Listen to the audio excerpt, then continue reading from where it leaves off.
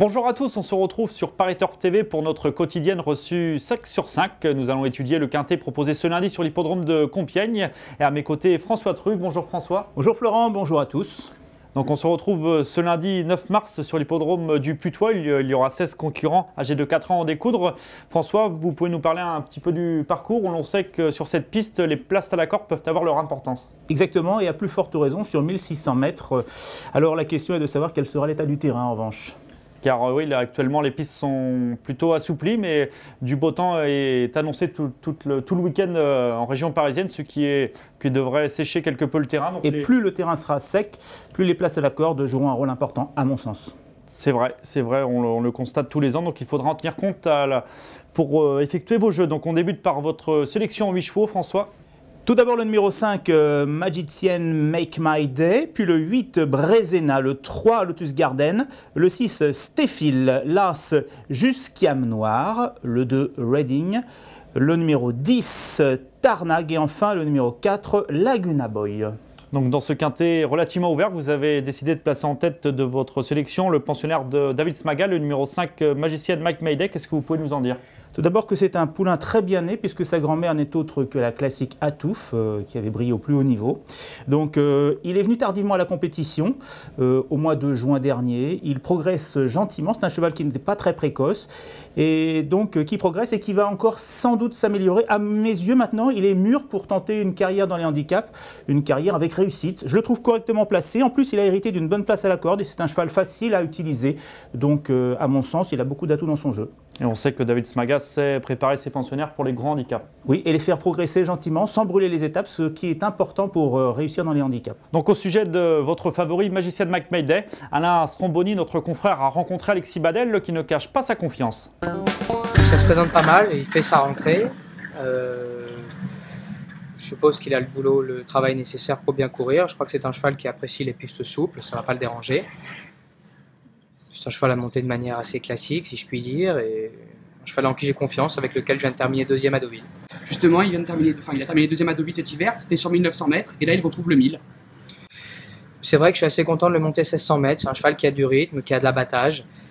Il me semble qu'il avait gagné à Clairefontaine en terrain souple, donc je pense que le profil de Compiègne avec la montée ne va pas le déranger, peut-être même l'avantager, donc je suis assez pressé de le monter, j'espère que ça va bien se passer. Donc vous y comptez pour une place dans les 5? Oui, tout à fait. Donc en deuxième position, ensuite, vous avez placé le numéro 8, Brezena, qui ne doit probablement pas être condamné sur son dernier échec cannois.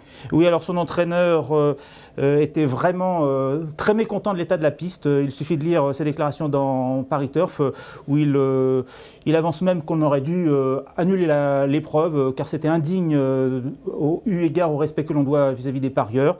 En tout état de cause, Brezena n'a pas fait sa course ce jour-là, et il faut la reprendre, car sa précédente tentative était remarquable. Elle avait été battue d'un nez en terminant très fort dans un quintet. Courait très bien, oui. On peut le rappeler qu'en dernier lieu sur la PSF cannoise, il avait beaucoup plu, donc elle était en mauvais état. Une tentative probablement à oublier. En troisième position, vous placez ensuite le numéro 3, Lotus Garden, qui ce jour-là s'imposait. Le pensionnaire de Fabrice Chappet, il a été pénalisé, mais s'annonce selon vous encore compétitif. Oui, c'est un cheval que je crois en plein épanouissement, donc qui arrive en forme au bon moment. Je pense qu'en début de saison, la forme prime sur sur beaucoup d'éléments, notamment le poids. D'ailleurs, il n'a pas été massacré au poids, loin de là, il avait bien gagné l'autre jour, et sur sa lancée, il est capable de nouveau de très bien faire. D'accord. Donc ensuite, en quatrième position, le numéro 6, Stéphile, un pensionnaire de Pascal Barry qui effectue sa rentrée. Il a couru une fois, je crois, durant l'hiver, à Deauville. Très bien, en retrait. Il est un peu mieux placé au poids que l'an passé quand il courait les handicaps. Il a été baissé de 3 livres. Ce n'est pas énorme, 3 livres, mais ça compte. Donc il est à son poids. Je pense qu'il ne devrait pas être trop loin de sa bonne forme physique. Il est associé à Christophe Soumillon. Moi, je pense qu'il peut même gagner si ça se passe bien.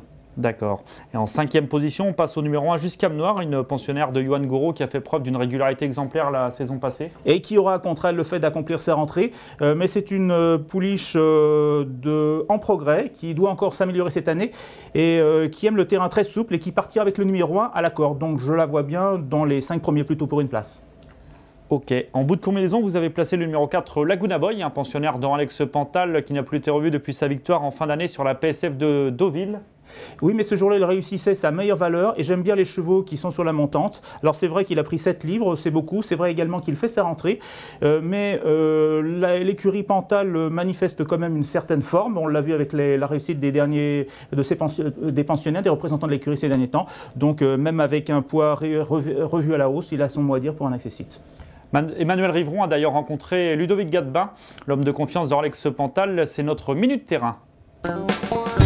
Qui avait bien gagné fin d'année dernière à Deauville. Oui, c'est vrai que ce jour-là, il gagnait très plaisamment et c'est un cheval qui s'est montré très régulier depuis qu'il est rentré chez nous à l'entraînement et suite à ça, il est reparti en thalassothérapie au bord de la mer, ce qui lui a fait beaucoup de bien et il peut se montrer un petit peu juste en préparation pour cette course qui se présente à lui. Donc François, merci à vous pour votre analyse pour ce quintet proposé lundi à Compiègne. On l'a bien compris, un quintet intéressant mais relativement ouvert. Merci à vous. Vous pouvez retrouver le conseil de jeu de François Truff et sa sélection en 8 chevaux. Vous nous retrouverez pour notre prochaine émission avec un quintet disputé mardi prochain sur l'hippodrome de Saint-Cloud. Bon jeu à tous.